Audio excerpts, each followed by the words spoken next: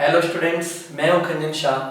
Last lecture में हमने देखा था Coulomb's law and it's vector form. अब आज के वीडियो लेक्चर में हम देखने वाले हैं एनसीईआरटी का illustration number 1.4 and illustration number 1.5। NCERT का इलस्ट्रेशन नंबर 1.4 क्वेश्चन है, compare the strength of gravitational force and Coulombian force by determining ratio of their magnitude for an electron and a proton and also for two protons।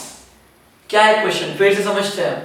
हमको ऐसा बोला है कि दो proton या दो इलेक्ट्रॉन या एक प्रोटॉन और एक इलेक्ट्रॉन के बीच में कोलंबियन फोर्स मतलब कि इलेक्ट्रिकल फोर्स भी लगता है और साथ ही साथ ग्रेविटेशनल फोर्स भी लगता है। अच्छा, ग्रेविटेशनल फोर्स कहां पढ़ा था? हमने पढ़ा था स्टैंडर्ड 11th में चैप्टर नंबर 8 ग्रेविटेशन में। क्या फॉर्मूला था? फॉर्मूला था F is equal to G m1 m2 upon r square. ये फॉर्मूला था ग्रेविटेशनल फोर्स का। अब इस फॉर्मूला के अंदर हमको जो क्वेश्चन पूछा है, हमको क्या पूछा है? एक इलेक्ट्रॉन और एक प्रोटॉन के बीच में कितना फोर्स लग रहा है। तो G यूनिवर्सल कांस्टेंट है। m1 मतलब क्या हो जाएगा? मास ऑफ इलेक्ट्रॉन हो जाएगा।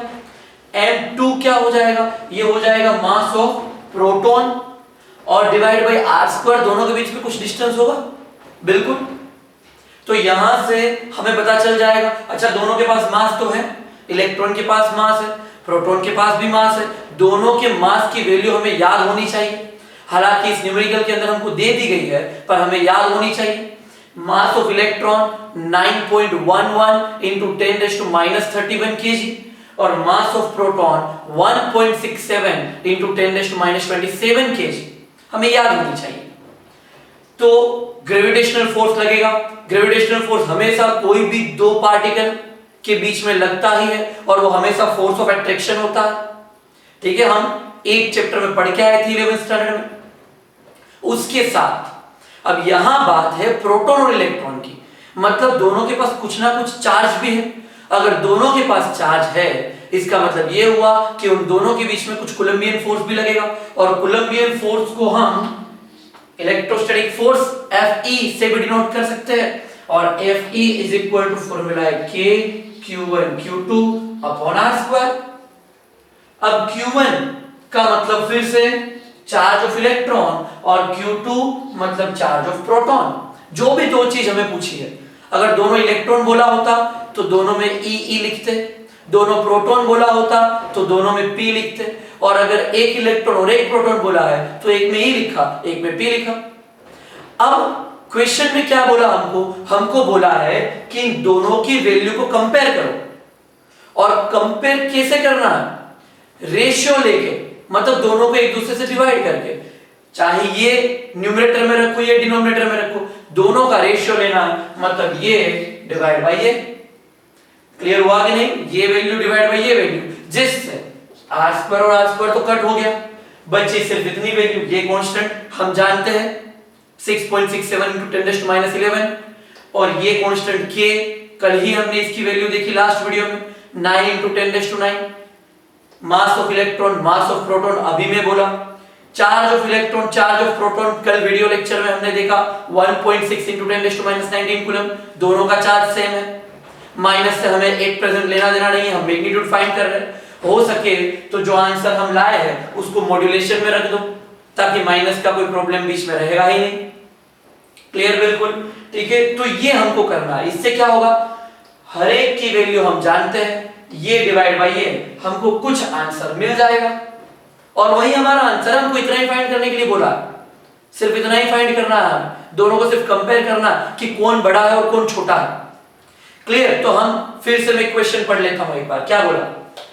Compare the strength of gravitational force and Coulombian force. Strength of gravitational force मतलब Fg, कोलंबियन फोर्स मतलब Fe। Fc से भी डिनोट कर सकते हो, Fe से भी डिनोट कर सकते हो। ओके, कंपेयर करना है तो कंपेयर करने के लिए सबसे बेस्ट वे क्या होगा? रेशियो ले लो दोनों का। क्या बोला? By determining the ratio of their magnitude. उनके मैग्नीट्यूड का रेशियो लेके ही करना है। तो रेशियो हमने ले लिया। अब क्वेश्चन, दो क्वेश्चन है, इसके अंदर ये फाइंड करना है हमको, हमारा क्वेश्चन तो यही है, यही फाइंड करना है, पर ये फाइंड करने हैं दो क्वेश्चन। क्या क्या दो क्वेश्चन है हमारे पास? पहला है an electron and a proton, मतलब एक इलेक्ट्रॉन है एक प्रोटॉन है और इन दोनों के बीच में लगने वाला ग्रेविटेशनल फोर्स और कूलम्बियन फोर्स के बीच क्या रिलेशन है। तो हम स्टार्ट करते हैं। बिल्कुल देखो, अच्छा हमको वैल्यू भी दे दी है, मास ऑफ प्रोटॉन दे दिया, मास ऑफ इलेक्ट्रॉन दे दिया, चार्ज ऑफ प्रोटॉन नहीं दिया क्योंकि कूलम्ब के लॉ में ही हमने देख लिया लास्ट वीडियो लेक्चर, उसके पहले वाले वीडियो लेक्चर में। और चार्ज ऑफ इलेक्ट्रॉन भी हमें पता है। स्टार्ट किया Fe divide by Fg, Fe मतलब कौन? K Q1 Q2 upon R square, पर यहाँ पे इलेक्ट्रॉन और प्रोटॉन की बात है तो K QE divide by R square, यहाँ पे मैंने रख दिया K QE divide by R square. और Fg ग्रेविटेशनल फोर्स क्या है वो? G M1 M2 की जगह पे Me MP divide by R square. हुआ क्या? ये R स्क्वायर और ये R स्क्वायर कट हो गया, क्लियर हुआ? बिल्कुल। बचा कौन? K QE divide by G Me MP। K की वैल्यू जानते हैं 9 × 10⁻⁹, QE charge of electron 1.6 × 10⁻⁹, QP charge of proton 1.6 × 10⁻⁹, Me mass of electron 9 अच्छा यहां G है पहले, G 6.67 × 10⁻11 कहां से आया? ये आया 11 स्टैंडर्ड से, ठीक है। यूनिवर्सल ग्रेविटेशनल कांस्टेंट पढ़ के आए हैं हम, सीधी उसकी वैल्यू रख देनी है। मास ऑफ इलेक्ट्रॉन 9.11 × 10⁻31 और मास ऑफ प्रोटॉन 1.67 × 10⁻27। तो यहां से ये पूरा जब सॉल्यूशन किया तो सॉल्यूशन से हमको आंसर मिला 0.227 × 10⁻40। न्यूमरेटर की पावर डिनोमिनेटर की पावर सबको सोल्व करने के बाद ये आंसर हमको मिला और फाइनली हमने इसको लिख दिया 2.27 × 10⁻39। मतलब हम बोल सकते हैं कि Fe is equal to this much of Fg, मतलब Fe Fg से 10⁻39 टाइम्स जितना बड़ा है ना। एक प्रोटॉन और एक इलेक्ट्रॉन के बीच का कूलम्बियन फोर्स, एक प्रोटॉन और एक इलेक्ट्रॉन के बीच के ग्रेविटेशनल फोर्स से 10⁻39 टाइम्स जितना बड़ा है, बहुत ही बड़ा। क्लियर हुआ? बिल्कुल ठीक है। तो ये फर्स्ट क्वेश्चन हमारा सॉल्व हो गया। सेकंड क्वेश्चन इसी के अंदर क्या पूछा है? सेम क्वेश्चन, कोई चेंज नहीं। क्या पूछा? फॉर टू प्रोटॉन्स, अभी यहां पे था एक इलेक्ट्रॉन और एक प्रोटॉन, अब ये वाले क्वेश्चन में दोनों के दोनों प्रोटॉन। अब दोनों प्रोटॉन है तो यहां ये सिर्फ इक्वेशन के अंदर QE लिखा था, उसकी जगह पे QP आ जाएगा, और Me MP लिखा था उसकी जगह पे MP आ जाएगा, बाकी कोई चेंज ही नहीं है। तो K QP divide by R square, G MP divide by R square, again R square cut, ये वैल्यू बची।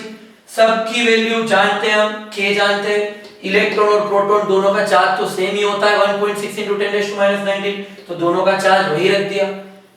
G MP mass of proton 1.67 पता है हमको, यहां फिर से 1.67 G की वैल्यू रखी, कैलकुलेटर में आंसर लाया, ये आंसर डायरेक्टली हमको मिल गया।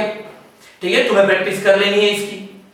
समझ में आ गई बात? बिल्कुल क्लियर, बिल्कुल क्लियर। तो ये फर्स्ट पार्ट कंप्लीट हुआ फोर्थ न्यूमेरिकल का। फर्स्ट पार्ट क्या था? फोर्थ न्यूमेरिकल के अंदर दो पार्ट है, पार्ट ए और पार्ट बी। पार्ट ए के अंदर दो क्वेश्चन थे, वो दोनों क्वेश्चन हमने सोल्व कर दिए। अब स्टार्ट होता है पार्ट बी, क्वेश्चन वही चल रहा है 1.4। पार्ट बी में क्या बोला? Question change. क्या बोला? Estimate acceleration of electron and proton when they are at distance of 1 angstrom apart।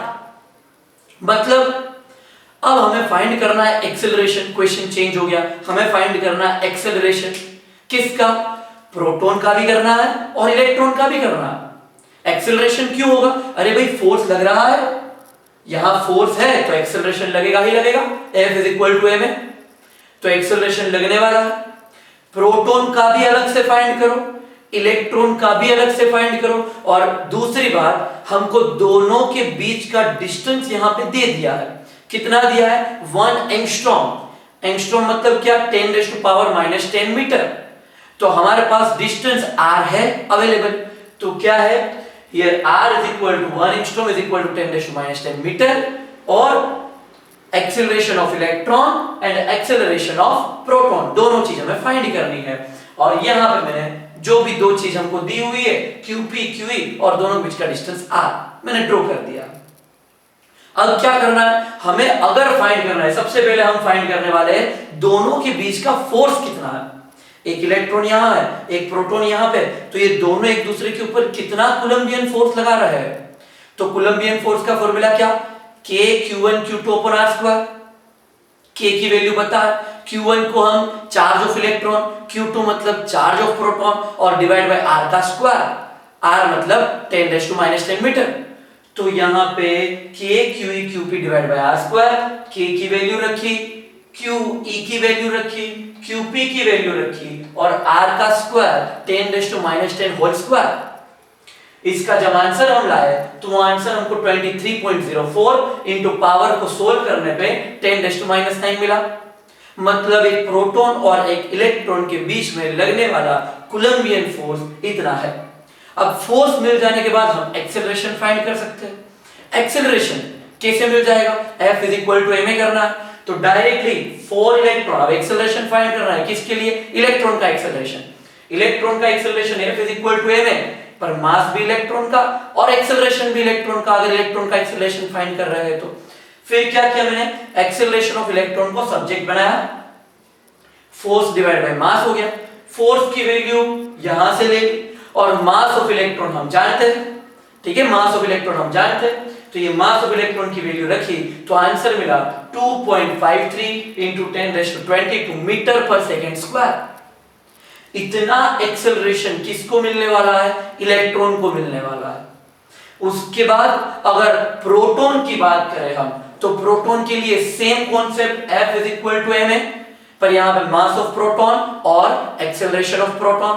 फिर एक्सेलरेशन को सब्जेक्ट बनाया, force upon mass of proton, force की वैल्यू रख दी और मास ऑफ प्रोटॉन रख दिया यहां पे। इसका आंसर हमको मिल गया 13.79 into 10⁻18 मीटर पर सेकंड स्क्वायर। क्लियर हो गया बिल्कुल। अच्छा ये दोनों आंसर को कंपेयर करो, ये दोनों आंसर को, ये 13.79 का मतलब 1.379 into 10⁻19 मीटर पर सेकंड स्क्वायर। किसकी वैल्यू ज्यादा है, एक्सेलरेशन ऑफ इलेक्ट्रॉन 2.53 into 10⁻22 और ये 1.379 into 10⁻19।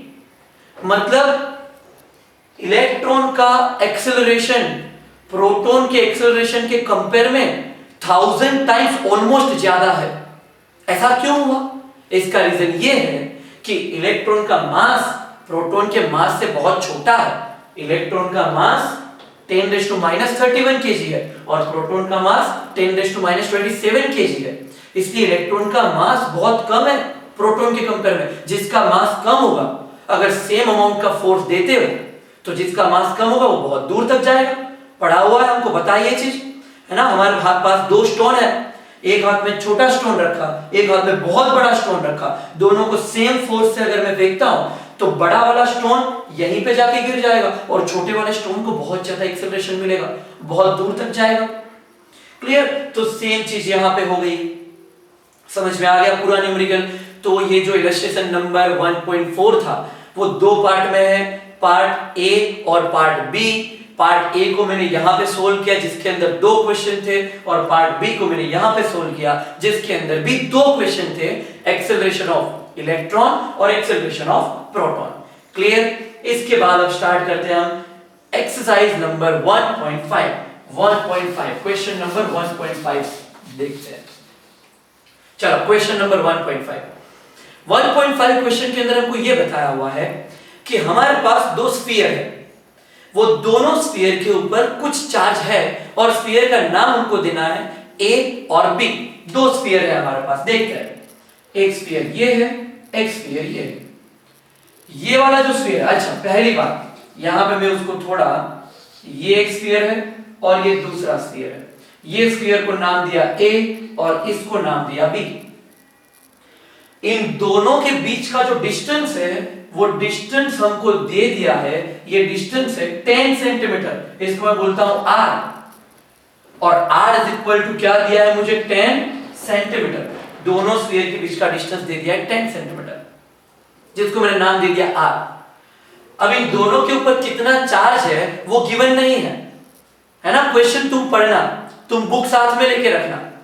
तो इन दोनों के ऊपर कितना चार्ज है वो हम नहीं जानते, तो हमने क्या किया, इसके ऊपर सपोज कर लिया कि इसके ऊपर चार्ज है Q1 और इसके ऊपर चार्ज है Q2, सपोज कर लिया, हमारी मर्जी है। तो ये हुआ Q1 और ये हुआ Q2। अब एक बार चेक कर लेते हैं कि इनके ऊपर लगने वाला फोर्स कितना होगा। तो force F is equal to K Q1 Q2 upon R square. बिल्कुल क्लियर। इन दोनों के बीच में लगने वाला फोर्स एग्जैक्टली इतना होगा, किसी की वैल्यू में नहीं रख रहा हूं, हालांकि R मुझे दिया हुआ है पर मुझे वैल्यू नहीं रखनी है अभी, है ना। पूरा क्वेश्चन सोल्व करते हैं, वैल्यू रखे बिना आंसर मिल सकता है, बिल्कुल मिल सकता है। तो ये बात हमको पता चल गई कि इन दोनों के बीच में लगने वाला जो फोर्स होगा वो force F is equal to K Q1 Q2 upon R square. Q1 और Q2 मैंने सपोज किया है, ठीक है, और उसके बाद R जो डिस्टेंस है दोनों के बीच का वो मैंने रख दिया है। अब क्या हो रहा है, अब ये हो रहा है कि A और B दोनों स्फीयर को दो और स्फीयर C और D जो कि चार्जलेस है उनके साथ किसी तरीके से कनेक्ट किया जाता है, ठीक है। फिर से बता रहा हूं क्या हो रहा है, समझना कंडीशन क्या बन रही है। A और B, ये है A और ये है B, ये A और ये B, इन दोनों को एक दूसरे के साथ कनेक्ट किया जा रहा है किसी तरीके से। उसी तरीके से C और D, C और D, सॉरी A और B को, A और B ये दोनों थे हमारे पास, उनको C और D दो ऐसे स्फीयर जो चार्जलेस थे उनके साथ कनेक्ट किया जा रहा है, ठीक है। अब आइडेंटिकल स्फीयर है, इसकी साइज और इसकी साइज सेम, इसकी साइज और इसकी साइज भी सेम, बिल्कुल साइज भी सेम, मटेरियल भी सेम, सब कुछ। तो क्या होगा, जब कोई एक स्फीयर कोई दूसरे आइडेंटिकल स्फीयर के साथ कनेक्ट होता है तो वैसे टाइम पे दोनों के अंदर हाफ हाफ चार्ज स्प्रेड हो जाता है ना। जैसे कि एक पानी की टंकी में पूरा पानी भरा हुआ है, अब उस पानी की टंकी को नीचे से कोई पाइप से वैसे ही दूसरी पानी की टंकी उसी साइज की दूसरी पानी की टंकी के साथ अगर कनेक्ट कर दिया जाए तो यहां का पानी आधा हो जाएगा और ये खाली टंकी जो थी वो भी आधी भरा जाएगी, मतलब दोनों के पास हाफ हाफ वाटर डिवाइड हो जाएगा। सेम वे यहां दोनों के पास हाफ हाफ चार्ज डिवाइड हो जाएगा, मतलब कि A के पास था Q1, अब उसके पास बच जाएगा Q1/2 और इसके पास भी आ जाएगा Q1/2। उसी तरीके से B के पास था Q2, अब इसके पास बच जाएगा Q2/2 और इसके पास भी आ जाएगा Q2/2, ठीक है। दोनों के पास Q1/2, clear, half half charge हो गया ये इसको कनेक्ट करने के बाद। अब क्या बोला, अब क्वेश्चन वापस क्या बोल रहा है, अब फिर से हमको ऐसा बोला गया कि वापस अब इन दोनों को हटा दो, जो C और D को बीच में लाए थे उनको वापस फेंक दो, और अब जो हमारा A और B फिर से जो स्फीयर बचा है उनको फिर से, ये हो गया स्फीयर A, ये हो गया स्फीयर A और ये हो गया स्फीयर B। अब ये दोनों स्फीयर को फिर से ले आओ पिक्चर में। अब A के पास अभी कितना चार्ज है, तो इसके पास है Q1/2 और इसके पास कितना है, इसके पास है Q2/2। पर ध्यान ये रखना है, क्वेश्चन के अंदर बोला है कि अब पहले ये दोनों के बीच में 10 सेंटीमीटर डिस्टेंस था, अब ये दोनों के बीच में जो डिस्टेंस है वो हाफ हो चुका है, 10 की जगह पे 5 सेंटीमीटर हो चुका है। तो अब ये डिस्टेंस जो है वो 5 सेंटीमीटर हो गया। तो यहां पे अब ये डिस्टेंस को मैं नाम देता हूं r', पर जो r' है वो एक्चुअली r/2 जितना है, क्योंकि ये 10 था और ये 5 है, तो r' इज इक्वल टू मैं लिख सकता हूं r/2। समझ में आई बात यहां तक कि r' इज इक्वल टू हम लिख सकते हैं r/2, क्लियर, बिल्कुल ठीक है। तो क्या हुआ, ये डिस्टेंस हमको मिल गया और अब पहले वाला फोर्स ये है और अब वाला फोर्स कितना होगा। अच्छा, इसके डिस्टेंस को हमने r डैश बोला है तो इसके फोर्स को हम f डैश बोल देते हैं। तो अब ये फोर्स कितना लगने वाला है जरा चेक करते हैं। अब ये फोर्स कितना लगने वाला है, तो अब ये force F dash is equal to K, Q1 की जगह पे क्या आएगा Q1/2, Q2 की जगह पे क्या आएगा Q2/2 डिवाइड बाई R की जगह पे क्या है डिवाइड बाई, मुझे पहले तो R डैश रखना है, ठीक है, पहले तो मुझे R डैश रखना है, पर R dash is equal to तो क्या है R/2, मतलब R/2 होल स्क्वायर। समझ में आ रही है, मुझे लिखना है R/2 whole square, actually R dash का स्क्वायर, पर R dash is equal to R/2, तो R/2 होल स्क्वायर। क्या हुआ, ये हुआ K Q1 Q2 divide by 4 कहां से आया 2 into 2 4 लिख दिया मैंने, और यहां पे R/2 होल स्क्वायर, इसका मतलब क्या हुआ R स्क्वायर डिवाइड बाई 4। समझे बात को, ये भी 2 का स्क्वायर 4 हो गया। अब ये 4 और ये 4 कट हो गए, तो बचा क्या K Q1 Q2 upon R square, पर K Q1 Q2 upon R square तो क्या था F था, तो F dash is equal to मुझे क्या मिल गया F। मतलब ये पूरी प्रोसीजर के अंदर जितना फोर्स पहले था उतना ही फोर्स बाद में भी आया। पूरी सिस्टम क्या हुई कि जो चार्ज था वो चार्ज हाफ हो गया और जो डिस्टेंस था वो डिस्टेंस भी हाफ हो गया, तब जाके जो फोर्स जितना पहले था उतना ही फोर्स लास्ट में हमको मिल गया। समझ में आ गया पूरा क्वेश्चन, ठीक है। ये क्वेश्चन के अंदर क्या था, दो स्फीयर थे हमारे पास A और B, दोनों स्फीयर के बीच का डिस्टेंस था r 10 सेंटीमीटर, दोनों के ऊपर चार्ज Q1 और Q2, तो ये फोर्स का फॉर्मूला मिल गया। फिर क्या हुआ, A के साथ C को कनेक्ट किया, B के साथ D को कनेक्ट किया, दोनों आइडेंटिकल थे, इसकी वजह से इसका और इसका दोनों का चार्ज हाफ हाफ हो गया, तो अब A के पास बचा Q1/2 और B के पास भी बचा Q2/2। अब ये A और B दोनों को 5 सेंटीमीटर डिस्टेंस पे ले आए, 5 मतलब क्या हो गया R/2, मतलब R dash is equal to R/2, और दोनों के ऊपर का चार्ज भी हाफ हो गया, तो इन सब को हमने फॉर्मूला के अंदर रखा, तो F dash is equal to K Q1/2 Q2/2 divide by R/2 whole square, तो ये हो गया K Q1 Q2/4 और ये हो गया R square by 4, 4 4 cut, K Q1 Q2 upon R square, ये हो गया F। तो क्या हुआ, F dash is equal to ये जो वैल्यू थी वो आ गई F। क्लियर, बिल्कुल ठीक है। तो आज का लेक्चर इतना ही रहेगा। नेक्स्ट लेक्चर से हम वेक्टर फॉर्म के न्यूमेरिकल्स देखेंगे, कूलम के वेक्टर फॉर्म के न्यूमेरिकल्स। तब तक ये पढ़ो और चैनल को लाइक करो, सब्सक्राइब करो। All the best, bye.